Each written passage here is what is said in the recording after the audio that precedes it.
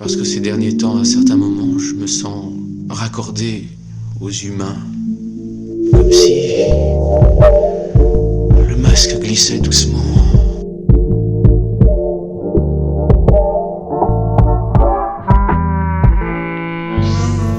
Je m'appelle Yann, j'ai 24 ans, je suis graphiste et illustrateur de formation. Je pratique le graffiti et la peinture depuis 2008. Mon nom d'artiste c'est Atome. C'est une histoire un peu d'enfance avec mon cousin. En fait, on faisait un peu du rap tous les deux. Et donc on a choisi deux blasts qui nous dépassaient complètement. Donc lui c'était ADN et moi c'était Atome. J'ai pas d'inspiration pure, c'est vrai que moi je travaille la ligne, j'aime bien travailler tout ça et c'est vrai que je m'inspire un petit peu de tout, de tous les courants qui se font, un peu du pochoir, du collage, tout ça, même la bombe de peinture, je m'inspire un petit peu de tout.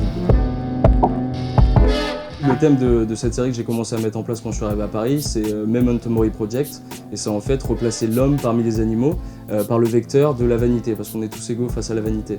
Et donc du coup, je travaille autour de ça, et je travaille à partir de crânes d'animaux et de crânes humains que je vais coller dans la rue, je vais mettre en scène.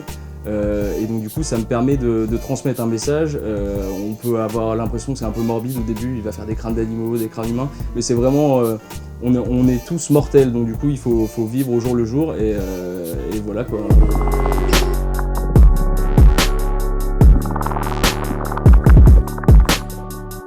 C'est vrai qu'on peut pas être tout le temps dans la rue et c'est vrai que moi j'ai besoin de créer en atelier aussi, j'ai besoin de peindre, j'ai besoin de me mettre les mains dans la peinture, donc c'est vrai que là mon atelier me permet de pouvoir travailler en intérieur et de pouvoir faire mes toiles, faire mon travail en intérieur. Je vais faire des recherches de techniques, des recherches de gamme de couleurs, des recherches de colométrie, je fais un peu des tests, un peu de tout, je travaille à l'huile, je travaille à l'acrylique de temps en temps, donc c'est vraiment un lieu de test, c'est un peu un laboratoire en fait, et ça me permet de trouver des concepts et des projets pour pouvoir les amener dans la rue ensuite. Je vais redessiner par-dessus des photographies que je numérise ensuite, et après c'est tout un travail de design et de courbe sur Illustrator, et après je monte mes illustrations, que j'imprime, que je découpe et que je vais coller dans la rue. C'est ça, c'est de l'art 2.0 quoi, c'est exactement ça. Je pense que tout le monde a un petit côté artiste. Après, il faut arriver à le développer. C'est vrai que moi, je pense être quelqu'un d'assez sensible. Et je pense que la sensibilité joue beaucoup là-dessus. On va avoir envie de créer, de faire passer un message. Moi, en tout cas, pour mon art et ce que je veux faire passer, il faut vraiment arriver à développer ses sensibilités et voir par quel chemin on peut s'exprimer. Et c'est vrai que moi, le travail dans la rue me permet... Vu que c'est vrai que je suis quelqu'un d'assez timide et d'introverti, je m'énerve très peu et donc du coup je contiens pas mal de choses en moi et donc en fait le fait de pouvoir aller coller dans la rue c'est vraiment un cri en fait. C'est un cri silencieux en fait pour moi. Le fait de pouvoir travailler dans la rue et de m'exprimer et sans que les gens sachent vraiment qui est derrière, c'est vraiment voilà, c'est ça. En fait ce qui a entraîné Paris sur mon art en fait ça a été le changement de technique.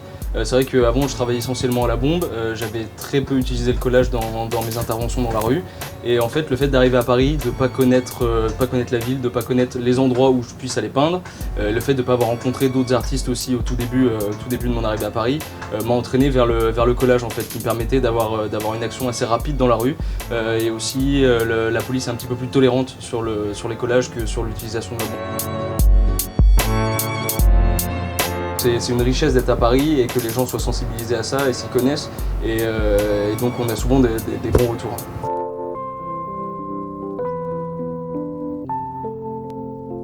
Mais t'es une voix dans ma tête. T'es une voix dans la mienne. T'es une hallucination. Comment me débarrasser de toi? T'as besoin de moi. Non, pas du tout. J'ai vraiment plus besoin de toi. Hey, c'est toi qui m'as créé. C'est pas moi qui ai créé un pauvre loser pour me sentir mieux dans ma peau. Ce qui est intéressant aussi avec le street art, c'est l'aspect éphémère.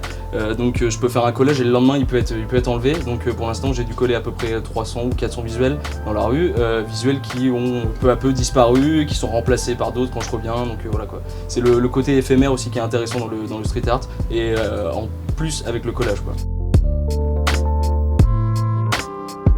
Pour moi, c'est pas du vandalisme parce que en fait, on propose notre art aux personnes et il y a un message derrière. À partir de ce moment-là, je considère pas ça comme du vandalisme, quoi. Alors c'est vrai qu'on s'approprie l'espace urbain, mais au-delà de ça, on apporte quelque chose aux gens aussi, quoi. Et je pense que les gens en ont besoin.